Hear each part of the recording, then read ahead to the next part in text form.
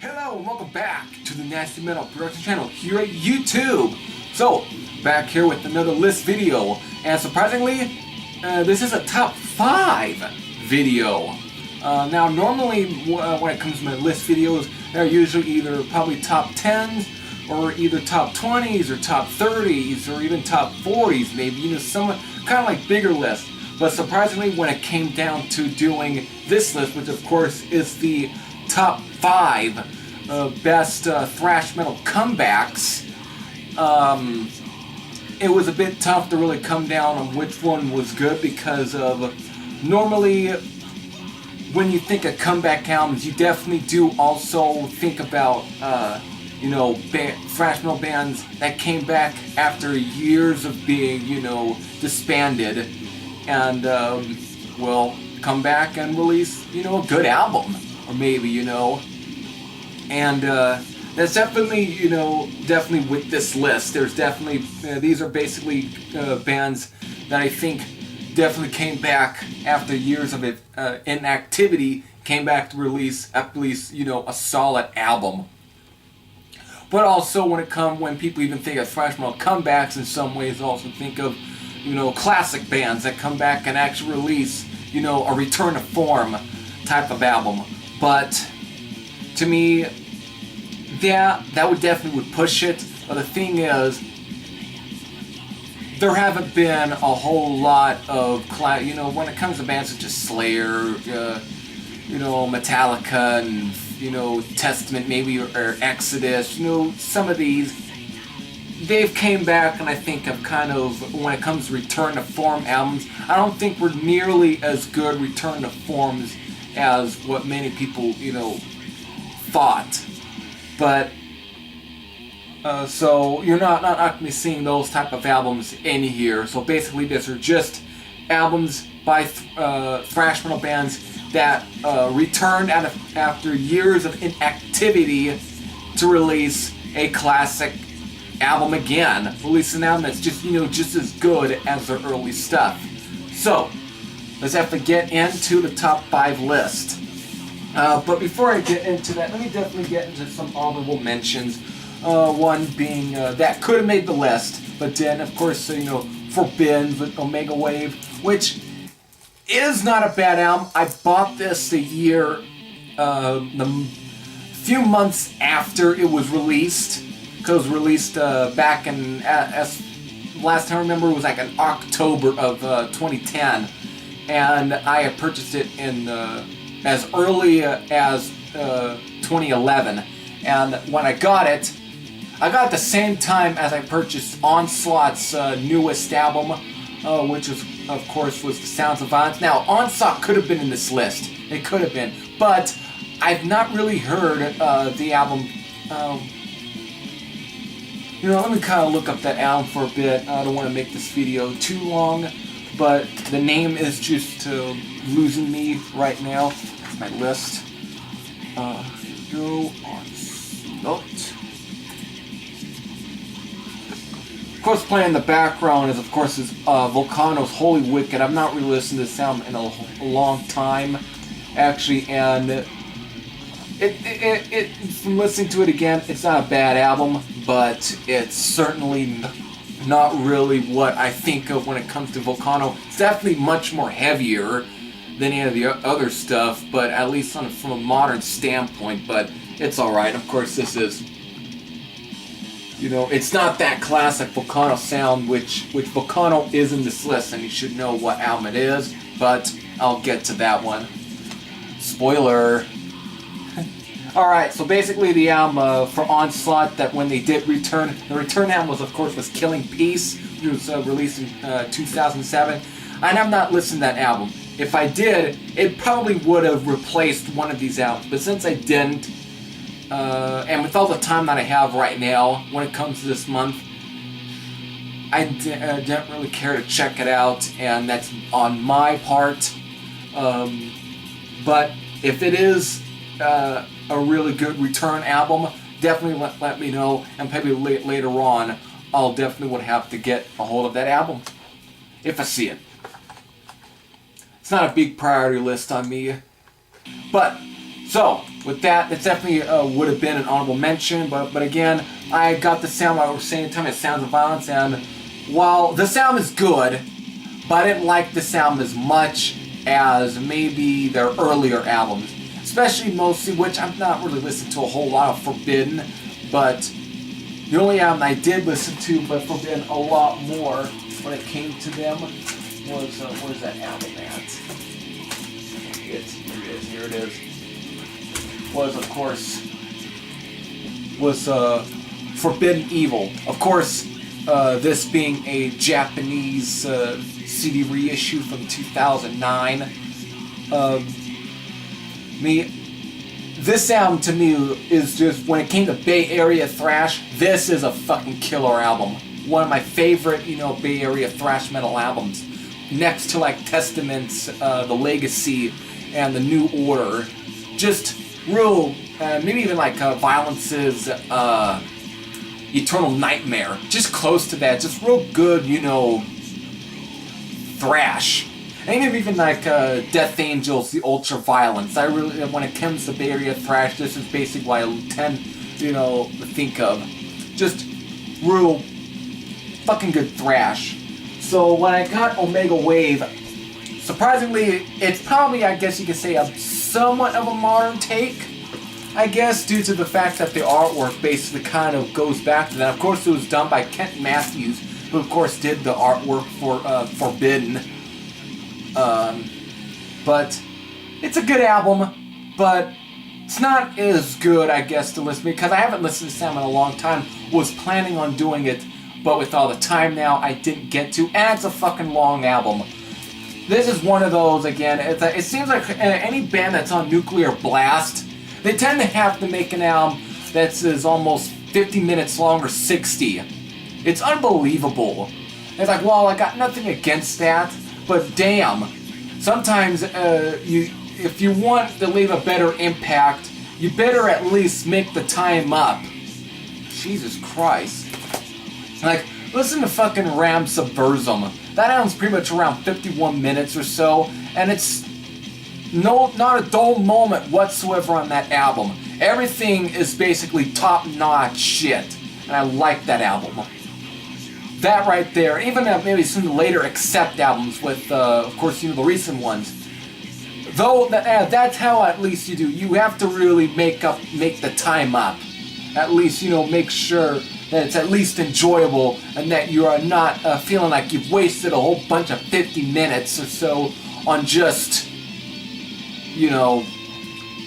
boringness. And not to say that the album is boring, it's just not nearly as good as some of, it's not on par with any of the earlier ones. Alright, another one here, another honorable mention is, of course, Whiplash's Unborn Again, which basically not a whole lot of people tends to really care for this album, because it's not, Power and Pain or Ticket to Mayhem.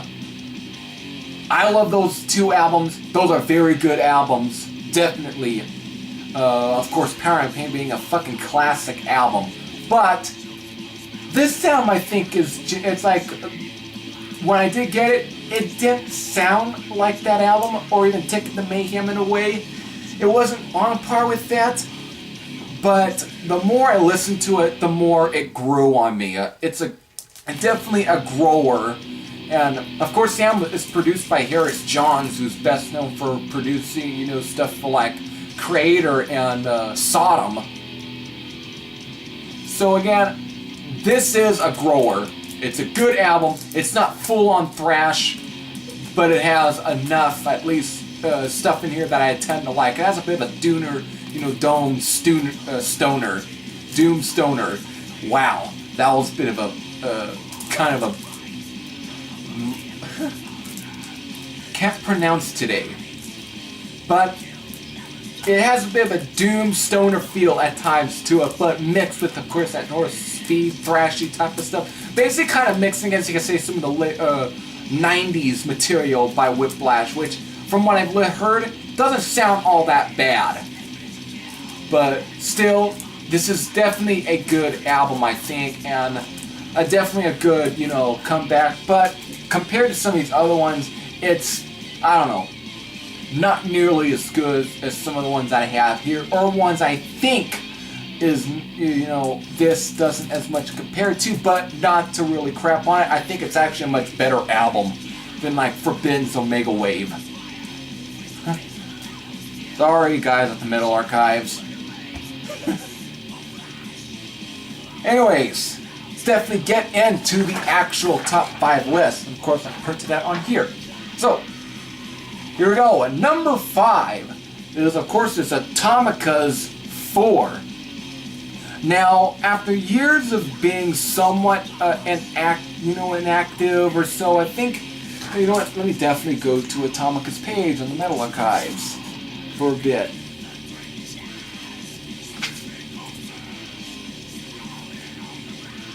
Basically, the band, of course, had been, of course, you know, well, inactive from like, they had been inactive for a while. It's like they, according to Metal Archive, they've been pretty much had reformed, split up, reformed, split up quite a few times. Apparently 2015 is the well, again, another them reforming. Which, of course, this album 4 was actually released back in 2012. Yeah. And while being inactive since, 2009, they, of course, they came back in 2012 with 4. Which, of course, well, now Atomica's sound, they've changed their sound quite a bit. First album being probably almost on par with most Brazilian thrash metal bands, like, you know, like Sepultura, or maybe a bit of Volcano, or like Chaco, or some of that, or even like Sarcophago in a way. It was very raw. It was, in a way, probably one of the earliest brutal thrash metal albums, and it definitely almost had a very death metal feel to it, like Sepultura's stuff. And again, the production was not clean whatsoever. It really, again, was one of those albums that really summoned up the whole Brazilian scene in a mishmash, in a way. It was a great album. I really did dig that, you know, the first Atomica album. But when they released Limits of Insanity, which was the first sound to be released on Cogumelo, it was, of course, a bit of a change in sound. It was not as brutal as the first album. It was a bit more something like, a bit more melodic. Really compete with some of the more Bay Area stuff, or in some ways, a bit of Anthrax, in a way. It was a bit different, vocals were a bit more cleaner, but it wasn't a bad album. But, however, the album in 1991, which would serve as the last full-length album titled Disturbing the Noise, was a much more return to more aggressive sort of thrash. Well, not nearly on the par with the first album, but at least was a much more aggressive, still being more back to their similar style that they had with like Sepultura. It was a very good album as well. But after that, they then had split up, reformed in 2004, and then of course returned in 2012. And released Atomica 4, while kind of going back a bit to the sound of Limits of Insanity in a way, but a bit more mixing it with the stuff of, like, let's say, Disturbing the Noise in a way. It was much more thrashier as well. Almost like the more, compete with the more retro thrash bands in a way. But it was done a bit better. It was a good album. I definitely liked it. I liked it enough to where I wanted to definitely put it on the list. But again, it's not a bad album whatsoever. It's definitely not as close to Disturbing the Noise or the first album, but it's at least a good album. And I think it's a little better than Limits of Insanity, in my opinion. Just because of, I could get into more of that album than I actually could in Limits of Insanity, even though I'm not trying to shit on that album. It's just kind of a little bit of a different album in a way. But it's a good album nonetheless. But Atomic 4 was at least, a good comeback album. So, definitely that being number 5. Now, coming in at number 4 is, of course, Nasty Savage's Psycho Psycho. Now, being released in 2004, this was definitely a pretty good comeback album for Nasty Savage. Of course, Nasty Savage being definitely one of the more, definitely a household name when in Florida, alongside, Sabotage, before all the, the whole death metal explosion with bands such as Death, Deicide, Cannibal Corpse, Obituary. Just some of those bands to the name on top of my head. But Nasty Savage were of course definitely one of the most influential bands, even on that scene, especially a band such as Death. They were very influential, even recording mostly at Morris Sound Studios. They were definitely one of the first bands to record there, and definitely were one that definitely kind of gave the reputation to that studio before the death metal bands came in, and before the producer Scott Burns. But still, they definitely have returned with Psycho Psycho, and definitely put out a pretty fucking good album, actually. It's definitely, kind of a pretty, let's just say it's definitely a pretty good follow-up to, Penetration Point. Just kind of, leaving off where Penetration Point left off, just starting where that was just a real solid, power thrash metal album, while Nasty Ronnie didn't really do a whole lot of his highs as he, performed on some of those albums, which I think Penetration Point barely had a whole lot of highs, even though they were there. It kind of definitely marked a bit of a switch, which he was just kind of, I guess you could say, straining a bit, but you know what?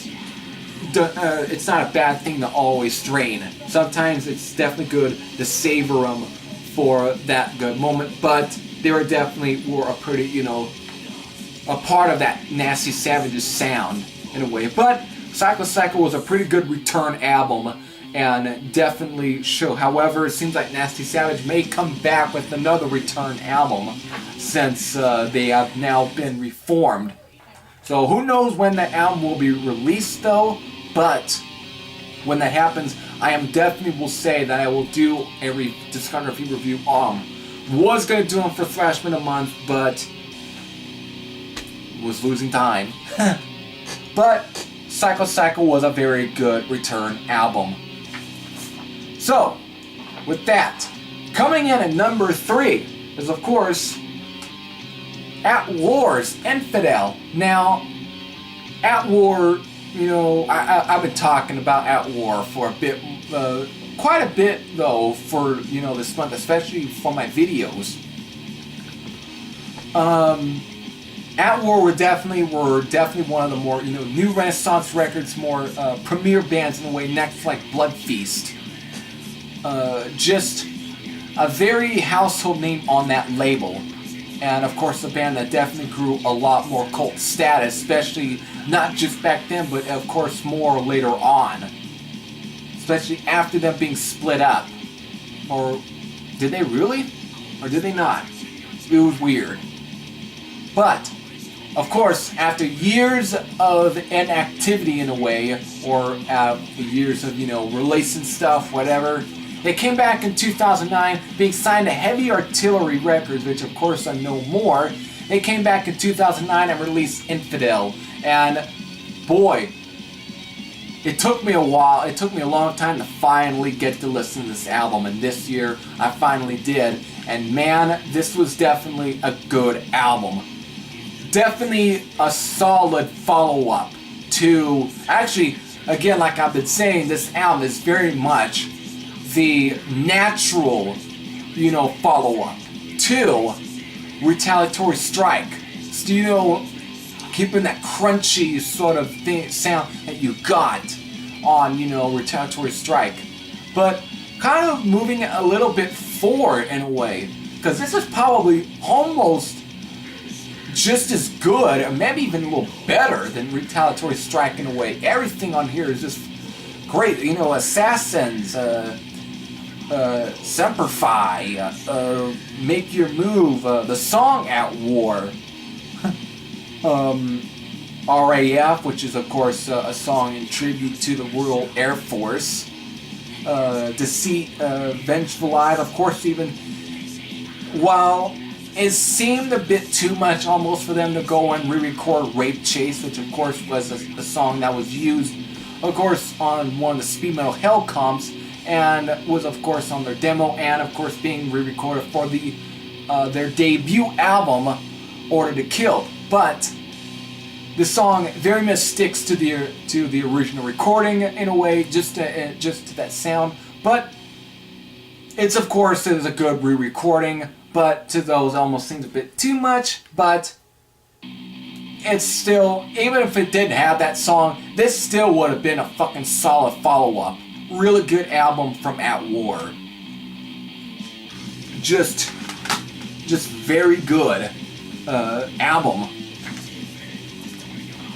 Alright, so coming in at number 2. Now, I talk about one Brazilian band in here, it's time to talk about this one. Of course, this is a band that's playing in the background. I definitely spoiled about this band anyway. This, of course, is Volcano with Tales from the Black Book. Now, Volcano being definitely probably the third biggest, I guess you could say, if there is definitely if there is such thing as a big four, Brazilian thrash, big four thrash metal bands, whatever, something like, because Germany has their big three, or big four, whatever. They got that, we have ours. So Brazilian indeed has theirs. And to me, I think as part of that big three or big four, if there is, I can't think of who would be the big four maybe. Probably Holocausto would be there. But when it comes to the big three, it would be Sarcophago, Sepultura, and Volcano. Because these guys were definitely, even one of the first Brazilian extreme metal bands actually. Definitely ours, that's definitely what, according to Metal, I was saying that they are one of the first ones because of the date that they had formed, which was as early as 1981. Definitely an early band, and their earlier stuff, though, while being a bit more sloppy and very different, but when they finally started playing a bit more extreme styles of metal in like 1985 or 84 or so, they definitely were starting to really gain much more of a better reputation, releasing albums such as Bloody Vengeance, Anthropophagy, Who Are the True Rat Race. And then after that, they would split up, then come back in 2004 with Tales from the Black Book. And man, what a fucking good comeback album this was. Just very much going back to the sound of like Bloody Vengeance and Anthropophagy. Just real raw, in your face, thrash. Just fucking good. Really good thrash right here in a way, and more black thrash in a way, but man, it's just as good as those first two albums. Just nothing on here is, of course, this tends to be underrated in a way, because some don't think it was that good of a comeback. Of course, I'm talking about the people over at fucking Metal Archives, who are just as guilty of underrating most stuff and overrating almost the same typical shit. But this is, of course, a good album. I really dug this one when I did, and I think this is probably, when it comes to other Brazilian bands, actually Atomica, this was a much true return album. Fucking killer. So, finally, it's time to get to number 1. And surprisingly, this album was just pretty much released. Coming in at number 1 is, of course, Blood Feasts, the future state of Wicked. And surprisingly, this now Volcano could have been number 1. At War could have been number 1. Maybe even Nasty Savage's Psycho could have been number 1. But I had to give it to Blood Feast because they came back with, of course, while being somewhat with a much more newer lineup, thanks to, Adam Tranquility, coming, kind of forming a whole new lineup. He pretty much, with this whole new guys, whatever, under the whole Blood Feast moniker, they came back and released an album that was very much a fucking return to It was a return to form in a way. Actually, no, not a return to form, because they never really changed that much of a sound. They didn't. The album was just what you kind of hold from a comeback album. It's just keeping that true sound together and just, keeping it. This was a fucking great comeback album for Blood Feast. What a killer album. It's very, if you liked those, albums such as Kill for Pleasure and Tropical Blues or the EP Face Fate, this album sits right there next to those. Even the singer, who's definitely different than Gary Markovich, but the guy was just as easily as good of a replacement. Now I didn't listen to the guy the guy replaced. Of course, the one after Gary Markovich, and before the one that's on the future state of Wicked. But if anything, this guy really kind of fits the style and everything, and it's just a fucking great, comeback album, and definitely one of the greatest comeback albums, just in general. But when it comes to Thrash Metal Comebacks, this is a fucking great comeback. So with that, if you think that there are definitely other good, comeback albums yourself, if you want to do your own list, you definitely can put that in the comment section down below. So, with that, hope you enjoyed the video, and I'll definitely come back with a bit more other lists. So, until then, this is Heavy Thrash and Sam out. I'll see you later.